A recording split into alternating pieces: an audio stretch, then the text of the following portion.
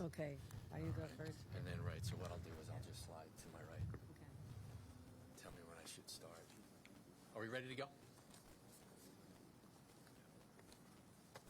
Introduce the trustees too. Yeah, of course. Good morning, ladies and gentlemen. Thank you very much for attending the governor's visit here in Garden City. Up here on the, we'll call it the podium, so to speak, although it's really not. I'll start to my left. We have Trustee Verano. We have Village Administrator Ralph Schwazi. Of course, we have our Commissioner, Ken Jackson, the Governor. You all know her, of course. We then have the Commissioner from Hempstead, Holland, and then, of course, my old friend, Michelle Beach Harrington. She is also a trustee. So I'd like to thank the Governor and her team for coming here today. It's fantastic to host her and to show off some new hardware that her administration assisted us in purchasing. We also appreciated the opportunity to demonstrate the three strategies that will and have assisted our police force in taking care of business here in Garden City. This technology bolsters our capabilities.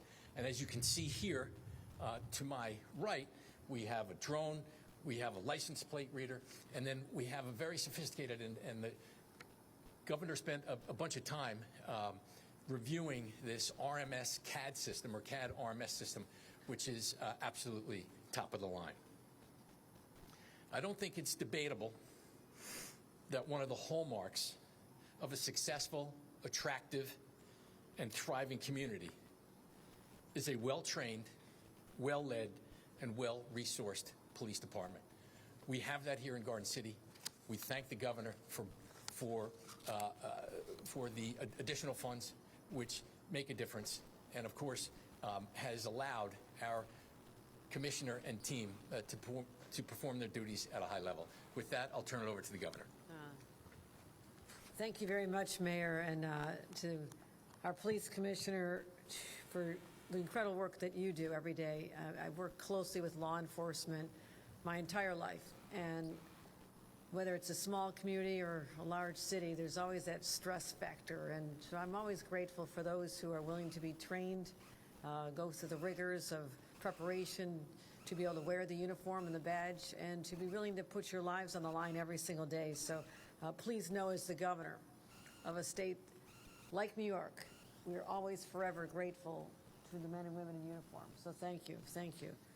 And we'll always fund you, not defund you, and that's what we're here to talk about today. So also, you know, Mayor, from my time in local government, I had a town, but it had 2 villages and 2 mayors I worked with as well, and I grew up in a village, and I have such an appreciation for the passion that a mayor has for their own community and to make sure that the quality of life is superior. And I want to commend you on what you've done here in Garden City, on your leadership, and our trustees as well. And again, the village administrator and Commissioner Jackson for keeping us safe, and the inspector, and our Chief Holland from the Hempstead Police Department has joined us. This is a great community, but also, to make it even greater, we can make it safer. And that's why it was so important for me to have a fund for law enforcement technology grants to be able to respond to the needs of local communities that are looking to upgrade. And we've had a conversation inside. The CAD system, the system of cameras, was literally 30 years old. And I've got to think there's been many variations of technology that have come and gone that you just were not able to, without the resources, to acquire. So here in 2025, heading into 26, I'm proud that you could have the most state-of-the-art technology, the most sophisticated technology, and to use that for crime fighting. And that's why I've allocated $127 million statewide to make this money available. And that includes $2.1 million for agencies across Long Island. And what you've done here is you've been able to pinpoint an officer's exact location, a caller's exact location, or whoever you need to be tracking, and just learning about how to make sure that we can use cell phone data and maximize our capabilities to respond to people's calls to 911 and also to thwart crimes that are being committed. You know, I don't need to tell you this. In an emergency, every second matters. It can be the matter of life and death. And so we're focusing on this, focusing on these investments to create a more holistic approach to governance and public safety. And statewide, I've been very committed, from supporting our district attorneys to our law enforcement to the courts. We focused on allocating more money than ever before in the history of New York. $3 billion since I've been governor, just 4 years. We've invested our local SNUG programs, Project Rise here in Nassau County, and really just trying to help all the ways we can support these entities and these organizations. But also, we've done our part with the state legislature. I've had to change some laws. Some, I believe, the bail laws that had gone too far skewed against the efforts to protect our communities, and we made those changes. We also changed discovery laws, which most people don't think about every day, but our district attorneys certainly did. And when the discovery laws were enacted a few years ago, basically there were thousands and thousands of cases being dismissed, cases that had been investigated by police departments, brought to courts, and because of some technicality were thrown out. And in fact, 94% of domestic violence cases are being thrown out on technicality. So I had to work hard, major fights, but I got that through the legislature. So also our red flag laws, keeping guns out of the hands of those who do harm to themselves or others. We are leading the nation with changes we have made, putting the responsibility on more than just law enforcement, but others in the community to send up that red flag when they know something is not right, that this person could be a mass shooter or someone who needs help. And that's exactly what we're doing. And I want to thank you for what you're doing here in Garden City. I track numbers all the time, statistics on crimes. I see them every week. And since I came in office in 2021, crime is down 18% here, 18% in your community. And even year over year, from last year to this year, violent crime is down 14%. That is a major drop in 1 year. And I want to commend our law enforcement. Burglaries down about 34%. And that's how we fight crime. Again, the best technology, keeping people safe. And you mentioned, some of these technology equipments here. I know that these license plate readers are making a huge difference. They are. This is so important. Every police department needs to have license plate readers to do their jobs. The drones, you talked about how you protected the thousands of people who came here not long ago with the Ryder Cup. And that went off beautifully in terms of not necessarily people's behavior, but in terms of your job to keep people safe here. And I have examples. We did this up in Buffalo, where I'm from, and there was an individual who wandered off out of a senior home, someone with Alzheimer's, and were literally buried in a snowbank, and they couldn't find them, didn't know where anybody was. And they used technology that we had literally given them a couple weeks before to find that individual through the drones, be able to scan a large, vast area of land. So there's so many ways that lives are saved, criminals are thwarted, cases are brought, and I want to make sure that people here know that we're very serious about our responsibility to keep Long Islanders and New Yorkers safe. So I'm just here to say thank you.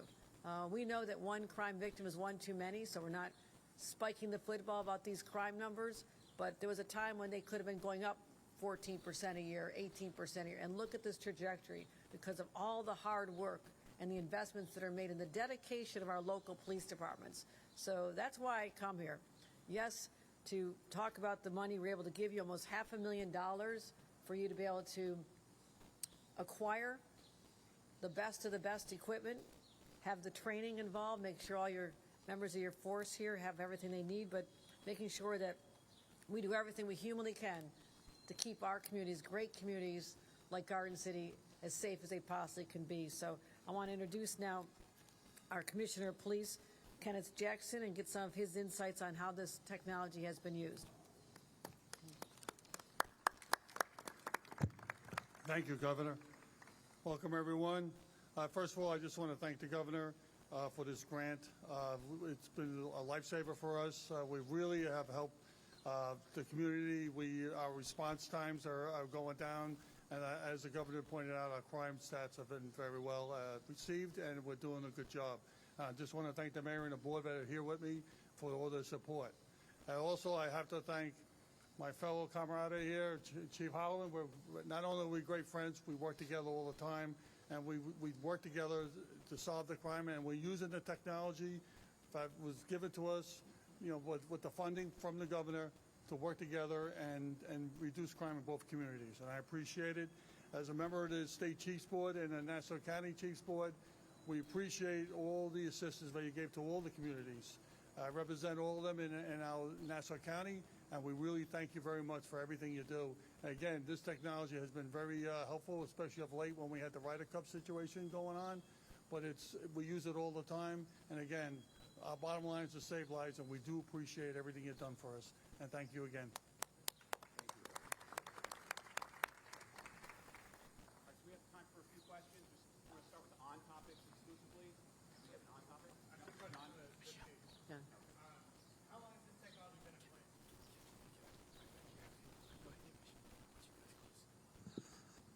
This technology is very new. We're about 6 months with the records management system. The drone's about 3 months old, and the camera system is the most recent purchase is about 8 months ago. But we utilize all the cameras from the same company before, but now it's enhancing us. And I believe Hempstead has just gone live with their records management system very recently. And again, there's 3 other departments in Nassau County that have the same records management system. So now we'll be joining it together and sharing information to even help, exchange information in a quicker, faster manner. I also asked the question, they're sharing this technology with neighboring communities, and so police vehicles can share data when they see it on the streets, give information. As one, let's say, an individual in the commission of a crime goes from one community to another, they can alert the next community where to be exactly, that they're coming down the road. So they've been a lot more apprehensions since we started this. But the population of the area that is served with this technology, this particular technology, is about 115,000 individuals. So it's much larger than just Garden City. It goes about, the neighboring communities are also teaming up. And I really appreciate that spirit of cooperation from local law enforcement. You don't see that everywhere. Anything else on topic? Okay. Thank you to our friends in law enforcement. We'll allow you guys to step out before we do some off topics. All right. Thank you. Thank you for joining us. Thank you. Thanks, Steve Howard.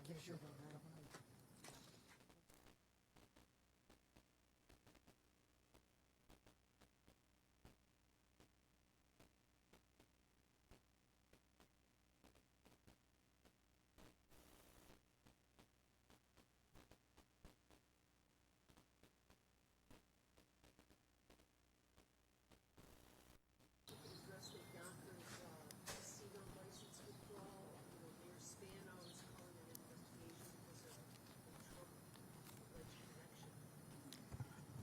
Yeah, this is a recent decision. We were all rather surprised when this happened yesterday, and we certainly wanted to advance as many proposals to the final stage as possible and make sure that, we worked hard to make sure there was community input. I believe the community, many in the community supported this, and it's very disappointing. But I would also say I share the mayor's disappointment that this did not continue, but I, at this time, am not aware of any reason to launch an investigation. I have no evidence to suspect that there's any wrongdoing in this decision-making. I think MGM knows, they made their own probably financial decision based on what their needs are. And so, the process will move forward with the 3 bidders at this point, and we know how that's likely to go. All right, there's 2 more news quotes.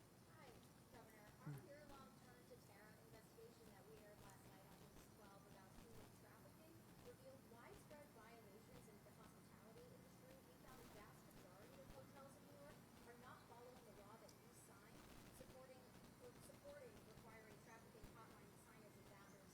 What's your reaction? Do you think that there needs to be stronger enforcement? Yeah, absolutely, absolutely. This was put in place to protect innocent victims, and to have that information in hotel rooms and airports and other places, I believe it provides a great service for people who may not be automatically aware of what they may be witnessing, but when they read this, it kind of triggers like, oh, wow, that doesn't seem right. And, I read them, and I'm aware of what's required, and we want to make sure that it is being enforced. And so we'll absolutely be looking into working with local law enforcement and their responsibility to ensure that all of the laws of the state of New York are enforced. Okay, last one, John. Governor, 2 weeks in, how is the state faring during the shutdown? Do you have any contingency plans? Or are you concerned about any additional eliminated federal funding? Of course we are. We've been subjected to direct threats from the president as recently as yesterday that if the voters decide who they want to be mayor and he's not happy with that selection, then he's willing to withhold federal dollars from the city of New York, which will have a ripple effect on the region. So yes, I'm prepared to fight like hell to make sure that that money is restored if in fact that actually happens. And we're seeing unemployment. I literally was out to dinner in the city last night and sat next to an individual who thanked me for what I'm doing, and he says I'm an unemployed federal worker spending money for my last paycheck. So these are the real stories. There's over 31,000 federal employees here on Long Island.